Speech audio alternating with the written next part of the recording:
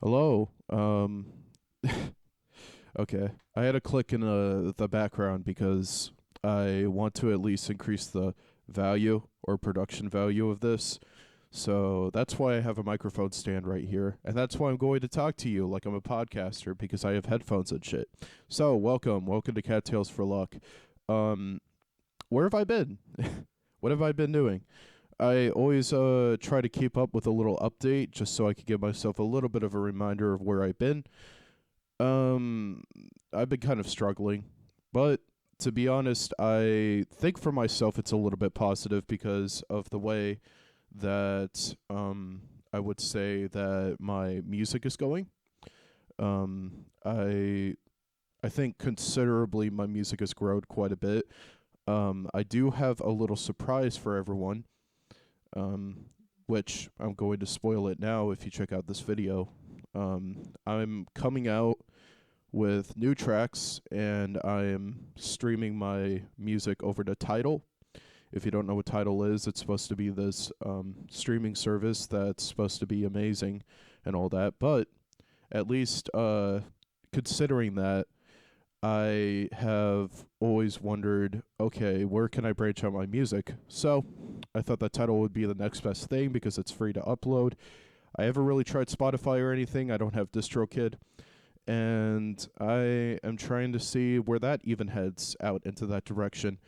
That's mostly for friends that use Tidal or people that use Tidal in general. It is not for it's not for most other people, but I'm able to upload FLACs. If you don't know what FLACs are, they're supposed to be the highest form of quality. They're lossless. And if you don't know what lossless means, that means that it won't be compressed. So it will be the least compressed version of all of my tracks, which means every single mixing every single mixing mistake that I have is going to be showing. And I thought to myself, why not remaster my tracks? Why not do something a little bit better? Well, I mean, that's what I'm trying to do. I'm actually two or three tracks in right now. I just got done with Limbo, as in I got done with some tracks on Limbo. And the thing about it is, it would be relatively harder to start on something like Compost because it's just a whole other process. So I am putting the main three albums that I have made over the course of 2025 into Tidal, and that means I'm going to update the mixing, the track list. I'm going to make it sound better, or at least try to. I don't want it to sound like mush, which I think was kind of Limbo's mixing process. I thought it was a little bit mushy. So thank you for your continuous support. I don't care if you're a viewer, a subscriber, anyone. I just wanted to say thank you. I don't normally say anything when I release any stuff on Twitter or whatever, but I really wish that I could express my gratitude for not only my friends but other people that have just been commenting. Um, it's been pretty nice, honestly, to get that kind of, how do I say it? To get that kind of accolades. I'm not a celebrity by any means, but I'm still very happy with what I've created and that people enjoy what I created. Without people checking it out, I wouldn't have known that anything that I would make would be necessarily good. And that kind of support is actually very welcome. So I wanted to give a shout out to a lot of my friends that I talk with on a particular Discord, but they're all wonderful. Um, if I wish I had the names right in front of me so I could say it, but I can't pronounce basically a lot of their names. Um, but if you want to check out art, my friend Pug Studio has you covered. She's really good with art, and my friend Soup Timed, is the best graphic designer that I know. He's worked on a lot of my album covers. I didn't give credit. um, as in I didn't.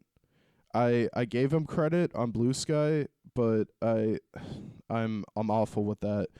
But you will know if it is a soup or a Tarzana. God, Jesus Christ, I'm fucking dumb. But you will know if it's a soup cover because it looks much better. It's much more articulate, and it pretty much throws out the entire album. Just with a cover, I think that he has made my favorite covers. Um, I mean, there are only really 2 or 3 people that have made my covers, but so far he's had a lot of fun with them, and I'm very happy that he does. So, shout out to Soup, and shout out to Pug for the fan art. So, if you don't know, I have a little character. Her name's Karen, and she's just a little OC that a person and I created together, and we decided that we would have a front woman for Cattails, named Karen, and I always thought that was nice. And honestly, I kind of associate good memories. I only associate good memories. So that leads me to today's topic. I'm sorry for rambling so much, but here we go. It's called "Keep It Stupid Simple," or keep it stupid simple, or just keep it simple stupid. It's not that hard, but it is really difficult. My best friend, um, who is named Amanita or Debaser, is I always describe them as somebody with the fucking mother room from Alien. If you don't know what that is, I why haven't you seen Alien? But there's this entire room with a supercomputer, and it just feels that's the feeling I get every single time I walk into his room. I visited him in St. Louis not too long ago. Sorry. I mean, he has that on his profile. But I visited him not too long ago at these address, these coordinates. I'm not going to say them. I don't care. But he had so much equipment. I mean, he wanted to make a little studio for himself. But what you see, he and I are very different stylistically. I always call it symphonic in a way, where you have this person that is trying to create all of these different layers at the same time and mix them all. I have actually been experimenting with more layers so far in the upcoming tracks that I've been making for the new album, but I haven't done it as much as he does. With all the automation and MIDI, it's just a huge programming. It's more than a Herculean task to me, who keeps it very simple. What I have is what you get. Do you see that gear over there? So if you don't know, I have guitars, and I have this bass, this jazz bass, and I've created this little space for myself. And what it is it's just a room where if I wanted to make music, I was able to access things. And the reason why I call it Keep It Simple is because if you have too many options, you get option paralysis, and if you just know what you're going to get and what you're going to achieve, then all the other process, every other process is going to be just as good. So to me, if I don't have this huge stupid sampler right there, the Kai, then I don't know really what to do with drums, or maybe I'll try something different with drums. Changing the location of your equipment is actually some of the most important advice I could give someone. And I'm just talking for myself. Jesus Christ, man, I am very disorganized. I'm a very disorganized person, but my organization comes from controlled chaos. But that doesn't mean that it implies with my music. I actually keep it super simple. The complexity in whatever I do isn't the time signature or the chords. It's a little bit of the chords, but it's not the chord progression. I'm not doing neo soul or jazz. I'm doing whatever it is that I do. And so far, what I've been thinking about is my friend always wonders, how do I make things less muddy? How do I improve the mix? How do I make the drum sound better? How do I improve the bass? Well, I always tell him, keep it simple. You really should limit yourself on tracks. If you have let's go for a high number. to me, 25. Now 25 is probably not a lot to somebody, but to me it is a hell of a lot. I have never made a track where there's 25 tracks in there. The most I've made is probably when I was quad tracking guitars or maybe doing something with bass. I'm actually increasing more, but it will never reach around 20 or even 15 for that matter because I keep it simple. And the reason I keep the simplicity so controlled and tight is because that's my process. That is what I do. If I didn't have a way to focus on the simple core of the song, the basic building blocks, then how am I going to decorate it with other extremities essentially? How am I going to make the drums sound good if I don't really have drums in the first place or a rhythm? And how am I going to microspace them? Because if you don't notice, if you're a big music nerd, you'll probably notice that my drums are stupid. My drums are fucked. Some of them are fucked.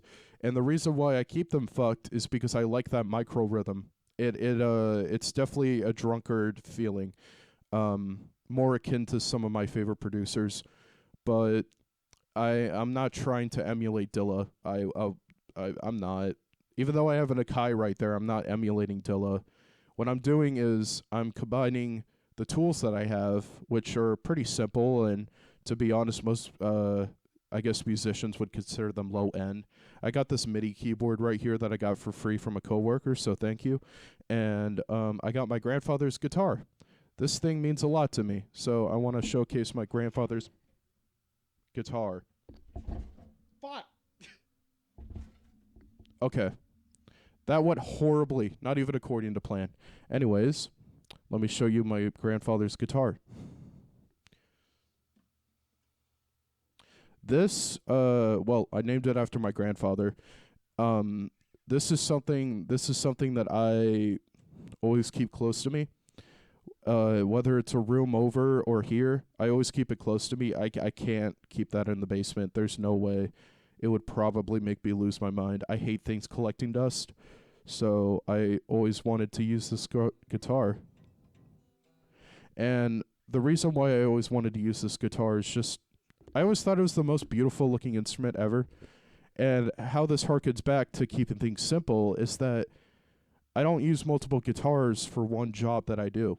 I multi-track. I multi-track guitars, but per album, I don't use more than one guitar.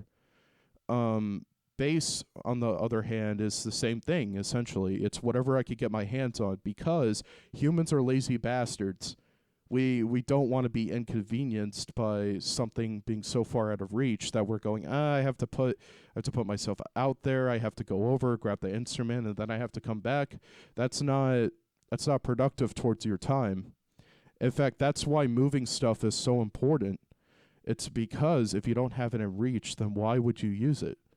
It's that I think artists, musicians kind of have this sense of loss and object permanence where we go, where the fuck did this go? I mean, it's kind of like a guitarist and their picks. We have no idea where they go after we lose them on the floor. It's the same thing. If you don't have your drawing tablet with you, then why are you going to go out there? You're just going to be demotivated. So stick to traditional, stick to how you feel. And that's what I do with my music. I keep it really simple.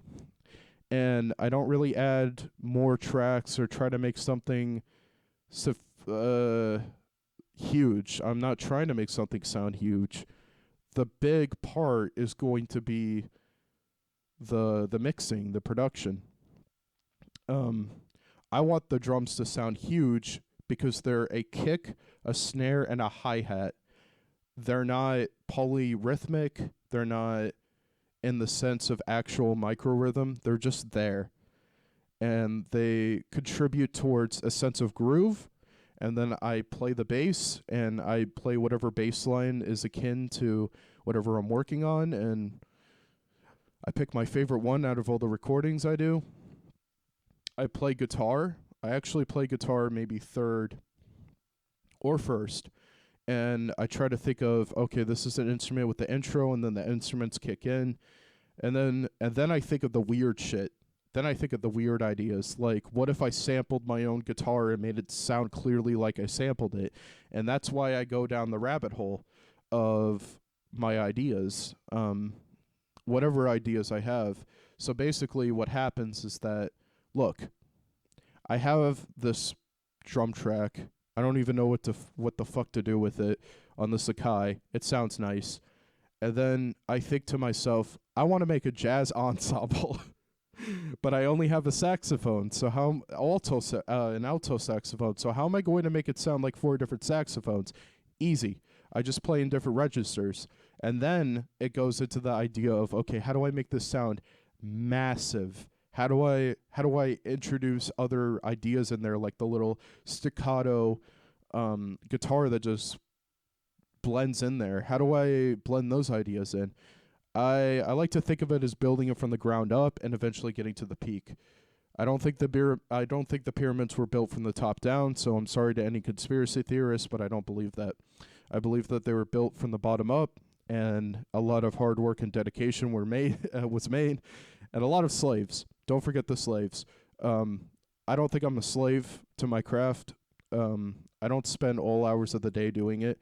I spend a lot of time doing it now because I'm mixing for Limbo, and generally I don't know what else to do with my time other than work and whatnot. So yeah, I truly think that if you keep it simple and convenient for yourself, then you will be able to achieve more than just the basic idea of your kit. You will be able to master your kit, which is why, I mean, I've played guitar for a long time. Not really a long time, but I played guitar for a little bit. And I found out, okay, this is how I do dynamics. This is how I do palm muting. This is how I do this. Fun fact, I don't always say this, and I kind of hate saying this because if I say I'm self-taught, then there's always the implication that I used something else or whatever. That is not an excuse for my messy playing. That's beyond that. That's beyond the scope of this video, and plus that's beyond whatever I was saying. The reason why I kept it so simple with guitar is just I wanted the groove to be essential. I wanted the vibe of the song to be fit. And I don't always want to shred and do solos all the time. I used to want to do solos all the time, and they turned out awful. And then eventually I got a little bit better, and that's how you hear the solos on Broken Stairs of Limbo. That's how you hear the really stupid shreddy solo of Brain Teaser on Compost. That's how you get into the mixing of Noose and the notes played there and next to your bed. I mean, I can name a lot where I just went, okay, I want to do this, and I want to record it as soon as possible so I could come back to this later and build upon that idea, and then you get into the mixing, the production, and then you're clear set on a song. And that is how I keep it stupid simple. So, if you ever have a question, how do I make my bass sound tighter? How do I make my drums sound more punchy? Well, I don't think you should always look at YouTube tutorials, in my opinion. I think that experimentation also helps a lot, and that experimentation will come if you have tools convenient to you. So, I mean, if you have basically everything in a studio, then you're going to be there for music, right? You're not going to be there to eat some Jollibee. Why the fuck did I mention Jollibee? Yeah, you'll be there to eat some Jack in the Box, right? After the salmonella. Anyways, always keep it simple. And if you are going for that symphonic feeling, then do not hearken to something along the lines of, okay, think about what these great composers did. They must have spent weeks. Well, a fun fact is composers would spend overnight on development. It was just that they mastered their craft of being able to play on piano and develop and songwrite. And that's why so many musicians, in my opinion, the a lot of guitar tracks that I see struggle with cohesion, basic songwriting skills. It's one riff to another, or it's just one riff played over and over again. It's a musical idea. How do you transform that into a musical project? And that's really all I have. Yeah, I I wanted to show my guitar. My bass just fell on the fucking floor. I was a dumbass doing that. But I want to say thank you for checking out this video at least, and I hope that maybe you find this useful whenever you do art or some sort of creating. It means I don't even know what to say. Usually I'm a guy with words. That's why I do talking videos, but I don't know what to say. Other than to all the people that listen and use their ears for anything me related. It means the world to me. So, yeah. Keep it stupid simple. Or keep it simple stupid. Whichever is more grammatically correct in your head. I mean, obviously it's going to be keep it simple stupid. All right. I'll see you all later. Have a good night, and make sure to drive safe. It's actually been really awful weather lately. In the US at least. All right. I'll see you all later. Bye-bye.